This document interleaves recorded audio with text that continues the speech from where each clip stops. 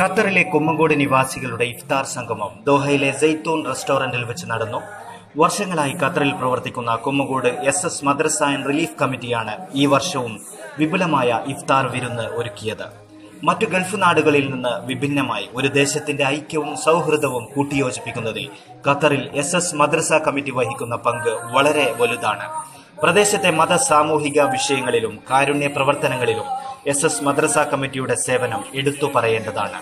പ്രവാസ മണ്ണിലും കണ്ണിമുറിയാത്ത ബന്ധങ്ങളുടെയും കൂട്ടായ്മയുടെയും പുതിയ വാതായനങ്ങൾ തുന്നിച്ചേർത്തുകൊണ്ടുള്ള ഖത്തർ കമ്മിറ്റിയുടെ ജൈത്രയാത്രക്ക് എല്ലാവിധ അഭിവാദ്യങ്ങളും അർപ്പിക്കുന്നു.